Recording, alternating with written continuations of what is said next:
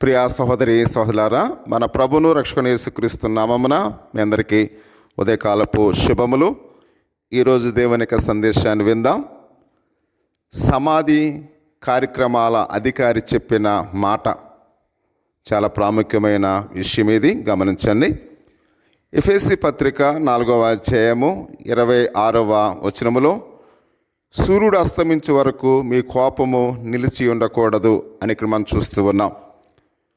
ప్రియా సహోదరి సహోదరుడా, the undertaking life studies అనే ప్రజాదరణ పొందిన గ్రంథములో దాని రచయిత థామస్ మించిగాన్ రాష్ట్రంలోని ఒక చిన్న గ్రామంలో సమాధి కార్యక్రమాలు జరిగించే ఉద్యోగిగా తన గురించి ఒక గ్రంథాన్ని వ్రాసినట్లుగా మనం చూస్తూ ఉన్నాం.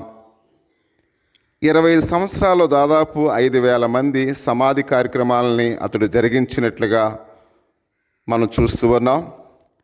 ఈ పరిస్థితి ఆయన ఆలోచన పద్ధతిని ఎలా మార్చిందో కదా ఒకసారి ఆలోచన చేయండి.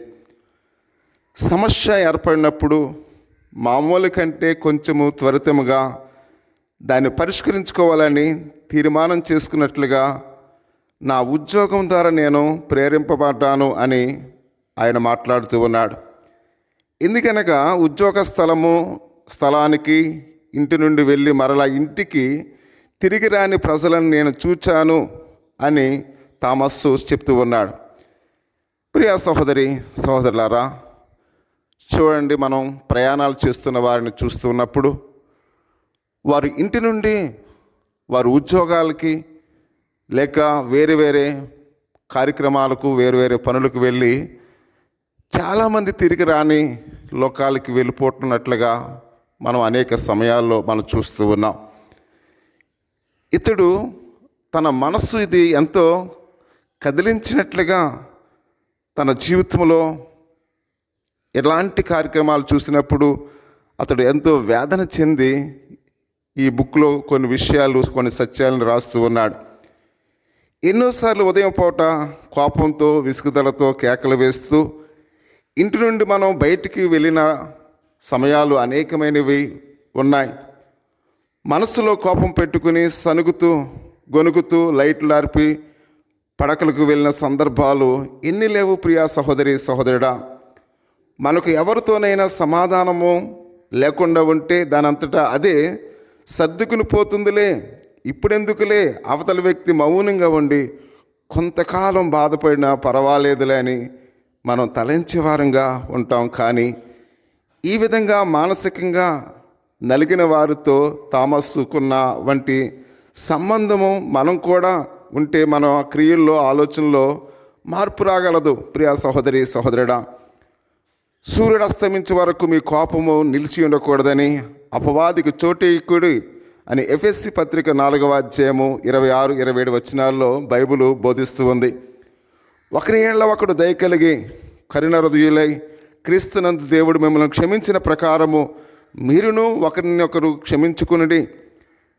ప్రియా సహోదరి సహోదరా, ఇతరులు మన పట్ల ఏం చేశారో అనే ప్రశ్న కాదు, కానీ క్రీస్తు మన కొరకు ఏం చేశాడనే ఆలోచించాలి. క్షమాపణ కోరుటకు కానీ క్షమించుటకు కానీ ఇంతకంటే మంచి సమయం వేరొకటి లేదు ప్రియా సహోదరి సహోదరుడా. కనుక ఆ విధంగా చేసి పోగొట్టుకున్న విలువైన సంబంధాన్ని పునర్నిర్మించుకుందాం. శవాలను పూడ్చే వారికి దీని విలువ బాగా తెలుస్తుంది ప్రియా సహోదరి సహోదరులారా. కాబట్టి మన జీవితము శాశ్వతమైనది కాదు, అది ఎప్పుడు వెడలిపోద్దో మనకు తెలియదు. మనం ఎంతకాలం బ్రతికామనేది కాదు, కానీ ఎంత మంచి బ్రతికాము అనే విషయమే మన జీవితాల్లో విలువైనది. అందుకని కార్య ఆరంభము కన్నా కార్యాంతము మిన్న మనం ఎలా పుట్టామనేది కాదు, కానీ మన జీవితం ముగిసేసరికి మనం ఒకరితో ఒకరు సమాధానంగా ఉన్నామా లేదా, ఒకరినొకరు క్షమించుకుని ఉన్నామా లేదా అని ప్రభు మనల్ని అడుగుతూ ఉన్నాడు. కనుక ఈ ఉదయకాల సమయంలో మన పొరుగువారిని క్షమిద్దాం. మన పొరుగువారి పాప క్షమాపణ మనము మన యొక్క జీవితాల్లో దేవాది దేవుడు మనకు కలుగజేసి కాపాడునుగాక. ఆమేన్. ఒక విలువైన మాట మనం చెబుదాం. కోపడుటకు నిదానించము, పశ్చాత్తాపడుటకు త్వరపడుము, ఈ కొద్ది మాటలు దేవుడు దీవించి ఆశ్రయింపచేయనుగాక. ఆమేన్. చిన్న ప్రార్థన చేసుకుందాం. పరిశుద్ధుడా, మహోన్నతుడా, సర్వాధికారి స్తోత్రాలు తండ్రి, నీ సందేశాన్ని వింటున్న ప్రతి ఒక్కరిని దీవించండి, వారి కుటుంబాలను దీవించండి. ఓ మా దేవా, ఈ లోకము శాశ్వతమైనది కాదు ప్రభువా. ఉదయాన్నే మేము వెళ్ళిన తర్వాత తిరిగి వచ్చే సమయము క్షేమంగా రాలేని పరిస్థితులు అనేక సార్లు ఉన్నాయి తండ్రి. ఓ మా దేవా, ఇంతలో కనపడి అంతలో మాయమైపోయి ఆవిరి వంటి మా బ్రతుకులు ప్రభువా. క్షమాపణ ఎంతో ప్రాముఖ్యమైనదని నీ వాక్యం సెలవిస్తుంది తండ్రి. ప్రభా, ఆ విధంగా మా పొరుగు వారిని క్షమించే విధంగా